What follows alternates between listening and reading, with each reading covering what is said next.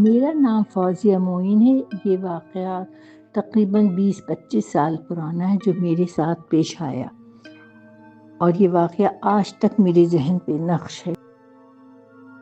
ہوا کچھ یوں کہ میری بیٹی جو اس وقت تقریباً 3 سال کی ہوگی، اس کے والد، ہم تینوں بائک پر سفر کر رہے تھے۔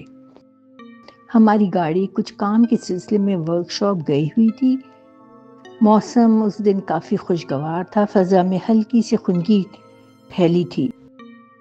ہم بچی کے چچا کے گھر سے واپس لوٹ رہے تھے۔ وہ گلشن میں رہتے تھے، ہمارا گھر نارتھ ناظم آباد میں واقع تھا۔ خیر، ہم گلشن سے جو مین روڈ یوسف پلازا اور عائشہ منزل کی طرف نکلتی اس پہ جا رہے تھے۔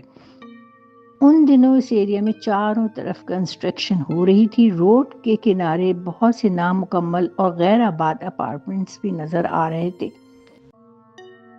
اب مغرب کا وقت ہو چلا تھا کہ اچانک میری نظر دور سڑک کنارے بنتے ہوئے ایک اپارٹمنٹ پر پڑی جو کئی منزلوں پر مشتمل تھا۔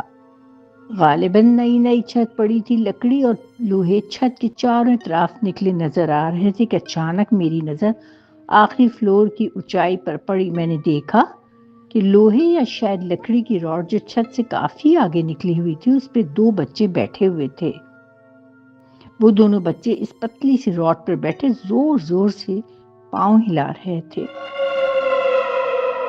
جیسے جھولا جھول رہے ہوں۔ بچے بہت چھوٹے تھے، بامشکل 6-7 سال کے۔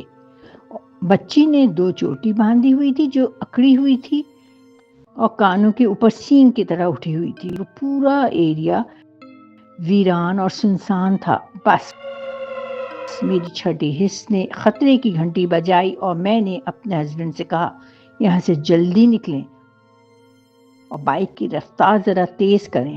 انہیں حیرانی ہوئی کہ یہ میں نے کیا کہا، وہ جو ہلکی رفتار کو بھی تیز کہے۔ خیر، کچھ آگے جانے کے بعد میں نے انہیں سب بتایا۔ ہم نے کئی بار اس راستے پر سفر کیا تھا، لیکن دوبارہ پھر کچھ ایسا نظر نہ آیا۔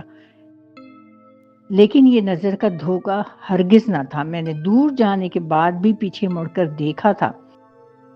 وہ دونوں بچے ویسے ہی بیٹھے جھول رہے تھے۔ دور دور تک وہاں ان بچوں کے علاوہ نہ کوئی آدم نہ آدم ذات تھا۔